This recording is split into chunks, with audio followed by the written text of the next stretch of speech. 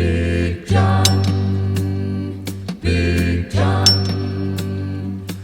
Every morning at the mine you could see him arrive. He stood 6'6" and weighed 245, kind of broad at the shoulder and narrow at the hip. And everybody knew you didn't give no lip to Big John. Big John, Big John, Big Bad John, Big John. Nobody seemed to know where John called home. He just drifted into town and stayed all alone. Didn't say much, kind of quiet and shy, but if he spoke at all, he just said hi to Big John. Somebody said he came from New Orleans, where he got in a fight over a Cajun queen, and a crashing blow from a huge right hand sent a Louisiana fella to the promised land. Big John, Big John, Big John, Big Bad John, Big John. Then came the day at the bottom of the mine when the timber cracked and men started crying. Miners were praying and hearts beat fast. Everybody thought that they'd breathed their last except John. Through the dust and the smoke of this man-made hell walked a giant of a man that the miners knew well. Grabbed a sagging timber, gave out with a groan, and like a giant oak tree just stood there alone. Big John, Big John, Big John, Big Bad John, Big John. With all his strength he gave a mighty shove. Then a miner yelled out, "There's a light up above!" And 20 men scrambled from a would-be grave. Now there's only one left down there to save Big John. With jacks and timbers they started back down. Then came that rumble way down on the ground, and the smoke and gas belched out of that mine. Everybody knew it was the end of the line for Big John. Big John, Big John, Big Bad John, Big John. Now they never reopened that worthless pit. They just placed a marble stand in front of it. These few words are written on that stand: "At the bottom of this mine lies a big, big man, Big John." Big John, Big John, Big Bad John, Big John, Big John.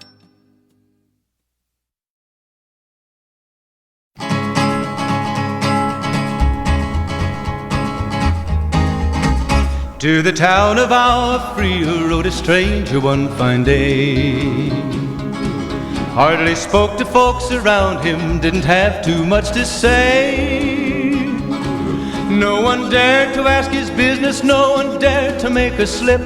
The stranger there among them had a big iron on his hip, big iron on his hip. It was early in the morning when he rode into the town. He came riding from the south side, slowly looking all around.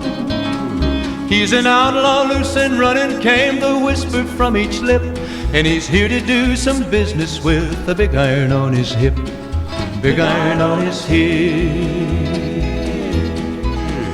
In this town there lived an outlaw by the name of Texas Red. Many men had tried to take him, and that many men were dead. He was vicious and a killer, though a youth of 24, and the notches on his pistol numbered 1 in 19 more, 1 in 19 more. Now the stranger started talking, made it plain to folks around. Was an Arizona Ranger, wouldn't be too long in town. He came here to take an outlaw back alive or maybe dead, and he said it didn't matter, he was after Texas Red, after Texas Red. Wasn't long before the story was relayed to Texas Red. But the outlaw didn't worry men that tried before were dead. 20 men had tried to take him, 20 men had made a slip. 21 would be the ranger with the big iron on his hip. Big iron on his hip. The morning passed so quickly it was time for them to meet. It was 20 past 11 when they walked out in the street. Folks were watching from the windows, everybody held their breath. They knew this handsome ranger was about to meet his death, about to meet his death. There was 40 feet between them when they stopped to make their play. And the swiftness of the ranger is still talked about today.